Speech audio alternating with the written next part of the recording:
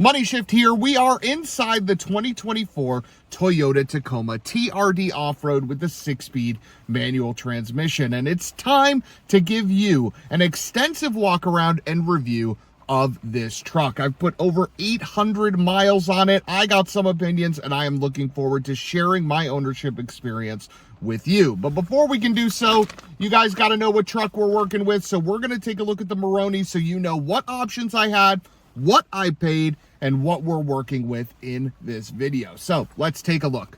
So we have a 2024 Toyota Tacoma TRD Off-Road 4x4 with the double cab. It is ice cab white.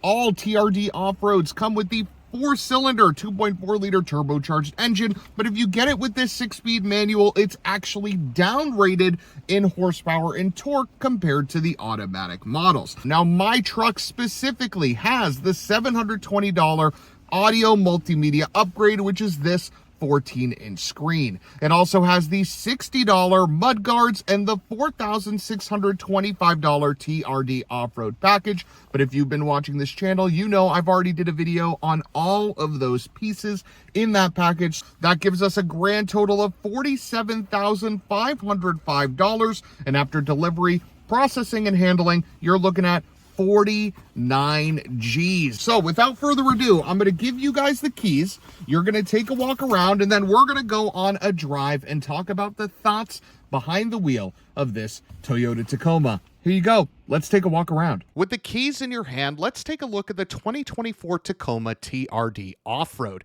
Now, you'll notice a TRD Off-Road very easily by these two things: the black fender flares and the no hood scoop. That is the easiest way to tell you got a TRD Off-Road over a TRD Sport or an upcoming TRD Pro. As we go to the front end of this Tacoma, I quite like the way they integrated the fog lights and the new headlight design. I think it's a really good looking truck that when the lights are fully illuminated has a premium yet rugged appearance. The two interesting things I do not like about this front end are the halogen blinkers and this sort of like fake vent thing under the headlight that they got going on. But the rest of it doesn't take too many chances, and I quite like that. It'll look good, and it'll look good for a long time. As we round our way to the side, we see the 265/17 all-terrains, 265/70 to be precise. They look good. Smaller wheel with bigger tire means better ride, and the TRD Off-Road has Bilsteins in there that are specifically tuned for this truck. If you get close to it though, you start to see the wide hips that Toyota chose to give the new Tacoma, a styling cue that makes this thing look very aggressive out of the box, and I love it. It is a very well-designed wide body, if you will. There's an up-close look at those Bilstein shocks, and I think this thing just has a ton of presence right out of the box. TRD Off-Roads also have black door handles, black badging all over the place. All Tacomas have this sort of integrated spoiler there right off the cab, which also looks super duper nice. I really do think Toyota absolutely crushed this redesign from an overall looks perspective. In the rear, gone is the leaf spring in the TRD Off-Road. In is a more traditional setup, and with that comes a more sophisticated ride that we'll get to a little bit later on. Round our way to the back and we get eyes on the bed. If you pop open that tailgate, you'll notice, oh, it's damped. That's nice. And then you see the composite bed that we now know is 1-to-1 with all Toyota Tacomas going forward. 2 spotlights up there on the cab, 2 inside the bed, gives you enough light to see in all lighting conditions. And then you have this rail system on the side that allows you to get some specific mounting points if you're putting anything in the bed. And then there's also a couple mounting points on the bed itself, so you should have no problem putting anything in here and strapping it in accordingly. On the left, open up this flap and you have 3 sources of power, including a USB-C in the bed, which is pretty interesting. And then on the right, we have the optional 120-volt plug. Open up these and you get where in the Trailmaster is likely where the air compressor is going to be. You just get another place to put in, you know, bungee cords or whatever you want to keep in the bed there. Overall, though, very simple, very usable. There's no tricks. There's no crazy innovative steps or super complex pulls or whatever. It's a Tacoma. It's functional. It works, and it lets you know about it all the time, which is great. I quite like overall how this bed is set up. Looking at the back, though, the integrated trail hitch also looks really, really nice. Toyota did a good job at seamlessly sort of blending this in to the rear, and you also have high lift jack points in the bumper as well. Toyota is setting you up for off-road, but let's see how they're setting up your rear passengers for overall space and features. Looking at this door opening, you'll notice it's a little narrow, but it's not too bad. In a few short months, we'll be testing out a car seat back here, and I'll report back, folks, how this sort of entry is to put in a car seat and how that goes. Looking at the materials here, we do have hard plastics there, scratchy plastics next to the door handle, and a very stiff place to put your hand. Nice TRD branding, though, and you have a pretty large space to put in, you know, a couple water bottles or whatever you want down there, and then the speaker, of course.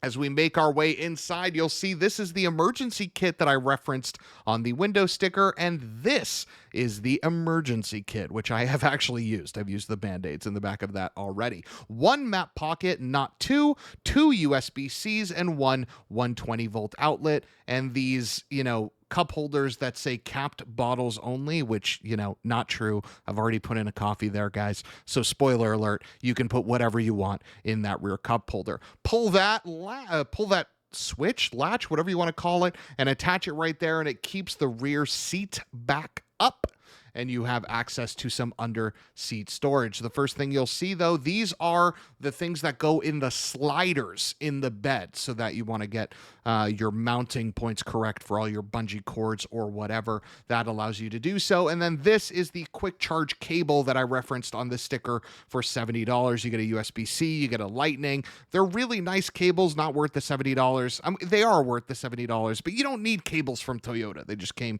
with the truck. It is what it is. Folks that spec Toyotas know how it works. You can't really order your truck. You kind of just get whatever the allocation is, and my allocation came with these cables. So no problem, no harm, no foul. You can also lower the seat back right there, and you instantly see the JBL subwoofer that I forgot to include on the upgrade package video. So here it is. That's where the JBL sub is. Now, if I'm sitting behind myself, this is the legroom I have. I am 6 feet tall. I do have a little bit of legroom, which is actually fine. I am sitting quite upright, but I also have some headroom thanks to a bump out in the roof towards the end. So while I couldn't do, 2-3 hours back here, I think a couple, a short drive somewhere, your passengers would be fine. If you're my height, if you're even shorter, you'd be, even better back here. But let's make our way to the front after we see the $60 mudguards there, so you get a look of how that looks. But let's take a quick look at the front. Looking at the door panels here, pretty similar to the rear, except for a couple minor material changes. This panel where you put your hand is a little bit softer. That still is the same scratchy plastic next to the door handle, but you got a lot more space, a lot more storage opportunities here than you did in the rear, which makes sense. The thing that I love about this Toyota Tacoma interior, though, is that you get lumbar support for both the passenger and the driver, and you get the same amount of configurability for each of the seats. They are the same 1, 2, 3, 4, 5, 6-way power seats for the driver and for the passenger. The same can't be said for a lot of vehicles, especially ones that are this pricey. But let's get behind the wheel. All right, you find us behind the wheel of the 2024 Toyota Tacoma TRD Off-Road with the manual transmission. And the first thing I got to call out is I absolutely adore this steering wheel, specifically this grab handle here at the bottom. It really helps when you're making turns like this and you have something robust to grab onto. It's not just a thin piece at the bottom like a lot of other steering wheels are. But what I want you guys to notice early on is the characteristics of this engine, mainly how it sounds. because I think Toyota benchmarked diesels for this engine. Take a listen as we get up to speed here and really key in on the clatter and the vibration that you can almost hear, but also the turbo spool as I go through the gears.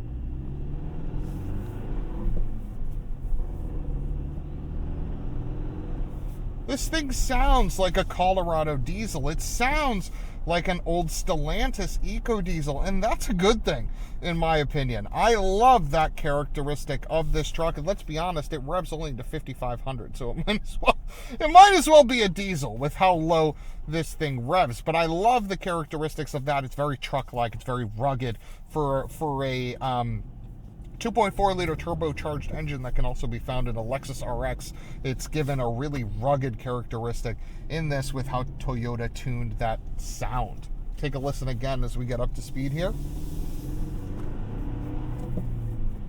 The second thing you notice is the rev hang that this engine has. It is pretty brutal, but if you change your driving characteristic to the truck that you're in, it's less of a problem. But look at the rev hang as we shift gears here. Check it out. It stays. It holds RPMs for a pretty good chunk of time. Now, if you just slow your roll a little bit when you're shifting, it's not even a problem. Shift like this instead. Ready? Boom, no problem, no jerk, no lurch, no none of that. And all I had to do was just slow down. Again, remember, you're driving a pickup truck. You're not driving a Civic Type R or anything like that. So slow your roll and that rev hang won't be a problem. How is this transmission to use? How is it to shift? What is the clutch like? Well, in a word, amazing. Amazing, amazing, amazing. The clutch isn't light, but it's not heavy.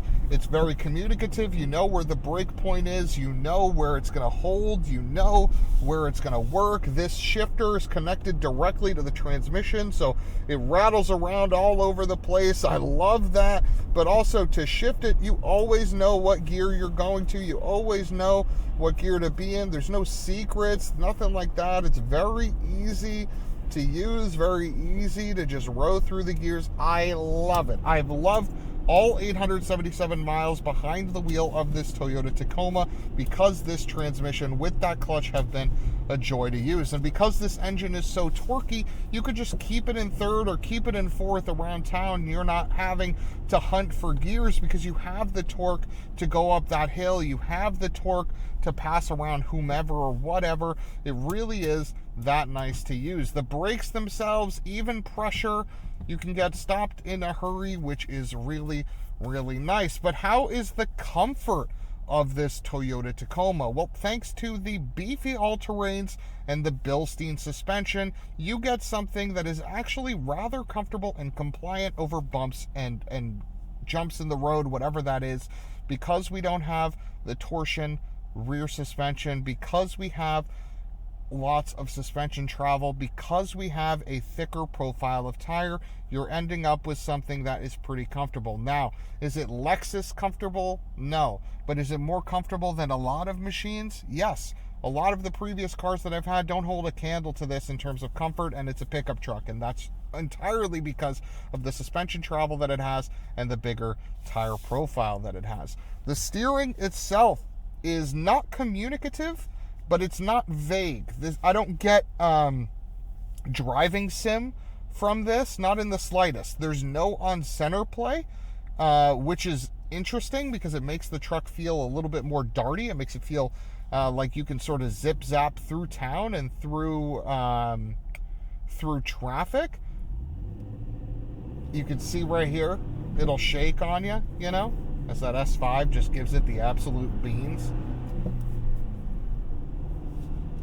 So it makes it nice around town like this because I can sort of pop over and sort of zip, zap, zoop all around the place, which is really, really good. This sound system is actually decent. It plays acoustic, country, and podcasts very, very well. Spoken word or music or things that are like that, it does a really, really good job. Where it falls flat is bass-heavy music because it interprets bass as just thump. and it's a little muddy instead of, actually providing clear base. There's a little bit of a difference there when you turn the wick. Pretty interesting. We get an Ineos Grenadier dealer. Look how many of these things there are. They are so cool. Hopefully we can get one of those on the channel pretty soon. So we've covered the engine, we've covered the transmission, we've covered the comfort, we've covered the steering. What's left for you to understand? Well, it's obviously how it performs on the highway. So let's go there now. All right, no review is complete without talking about how a vehicle performs at speed.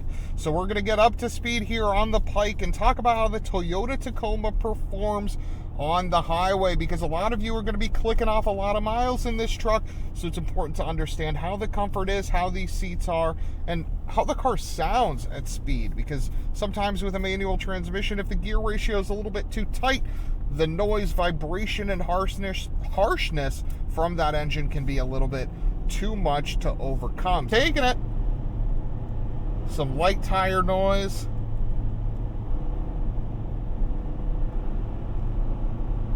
Not bad, not sketchy as I thought it would be.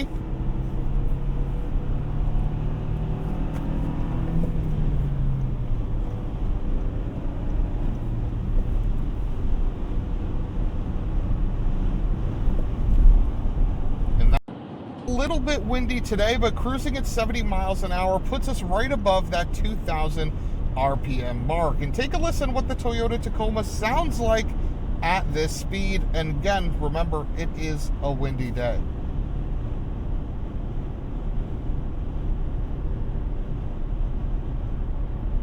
Now, you don't hear much from that engine. What you do hear, though, is wind noise and is a little bit of tire noise. So even though it's a windy day today, that wind noise is still a consistent thing in the Toyota Tacoma. The good news, though, are these seats and your overall seating position. In Tacomas previous, I was a little bit lower, my feet were a little bit higher, and I was really uncomfortable. But in this Tacoma, they've altered the seating position pretty dramatically. So if a Tacoma was previously uncomfortable for you, check it out, because things might be a little bit different. These seats themselves also are very, very comfortable, and you do have some pretty robust support. Why am I struggling to think of the term right now? You have some pretty strong back support in the Toyota Tacoma, which is great. Now, it doesn't mean you're going to be clicking off a cross-country drive in one shot without sleeping. No, but doesn't mean you can drive 2 to 4 hours and you'd probably be fine. Yes. And I don't know if that could be true over previous Tacomas, but this one cruises really, really nice on the road. Now, if I use this full suite, this 3.0 safety sense that Toyota has given us, you make this thing into an even better highway cruiser. You have a really good radar cruise that does a good job at braking when the vehicle in front of you comes in, but it doesn't do it harshly. It doesn't really, look, yep, it's doing it right now, but we're doing just fine. Even though that Avalon came in front, even though that Avalon braked for seemingly no reason, the Toyota Tacoma handled it well, and it wasn't jarring to me. A lot of times with radar cruise control, if someone cuts in front, the car just slams on the brakes. That's not the case with the Toyota system. It really is well tuned. Now, the second thing is this lane tracing, okay, which does keep the Toyota Tacoma centered and will turn for you. Now, on windy days like today, that would blow a truck all over the place. A system like this really does help take some of the strain off of you. We got a slight curve up here. Watch as the wheel turn, and it navigates just fine, keeping the Tacoma centered in the lane. Now, how does this system perform when it's raining? How does it perform at night? We'll get to those thoughts a little bit later on, but in clear conditions where the lines are well defined, the Toyota Tacoma's lane tracing works remarkably well. So you have a truck that, while it might not be the most efficient machine, it's no Ford Maverick or anything like that, it does just fine on the highway, and it actually is really, really comfortable thanks to those tires, suspension, and the increased lateral support in these seats. So let's sum it up. We're going to exit the highway here and let's hit up some final thoughts. Final thoughts as we end our drive here in the 2024 Toyota Tacoma with the manual transmission. $49,000 is a lot of money, but I want to show you guys what inflation has done to the price of the Toyota Tacoma. You see, over here, we have the MSRP of my truck, $49,000 in change in 2024. But here is the price that buying power would have in 2015. That's just 9 years ago, but the delta between them is the perception that you would have paid for this truck. One of the biggest comments I have on my Tacoma videos is, wow, $49K for a TRD off-road? That's what I paid for my Pro. That's what I paid for my 4Runner. That's what I paid whatever. People say, oh, I paid 36 grand, I paid 37, I paid 35, I paid 36. Well, look how inflation impacted the price of this truck. It is really crazy. But what would I buy instead of a Toyota Tacoma? Let's say $49,000 was to what even competes with this thing? Well, there really are three vehicles. First one, Ford Bronco. Ford Bronco you can get in a manual transmission. It has off-road intentions. But the problem with the Ford Bronco is that even though you can get a well-equipped Sasquatch package truck for the price of this machine, the manual transmission is nowhere near as good to use as it is in this truck. This truck's engine also feels a little bit better than that Ford Bronco's 2.3-liter turbocharged 4-cylinder engine feels. This car lets in less wind noise. This car can tow more. This car has more payload. I keep calling the Tacoma a car. I'm sorry, but you understand what I'm trying to say. The overall capabilities of this Tacoma just surpass the Ford Bronco. As a result, I would choose this over that. So what is the other manual option that I'm talking about? Well, that's the Gladiator and the Wrangler. Both of those are available with the manual, so why wouldn't I go in that direction? Well, that's because the manual in those vehicles, for lack of a better word, sucks. The selector to use it is horrible. The clutch is an on-off switch. The ratios are all over the place. Jeep just sort of slapped the Wrangler with a manual to just appease the enthusiast and didn't seem to put much thought behind how it works for people like us. Now, the last vehicle that I would count as a competitor is actually right over there at Chevrolet. Let's take a look. That is a Colorado ZR2. That has a machismo appearance. Look at the wide fenders. This has tons of power. This has great suspension. This starts at $46,000, $3,000 less than this Toyota Tacoma, and it has all the features you could want almost right out of the box. Yes, you can option more things like this truck has, but by and large they come pretty well equipped from the factory. So with the Colorado out there, it presents an interesting question. Would I still buy the Toyota Tacoma? And I gotta tell you guys, I would. There is no vehicle out there today that combines a classic driving experience with modern tech quite like the Toyota Tacoma. You are getting a car that if I put a rubber band,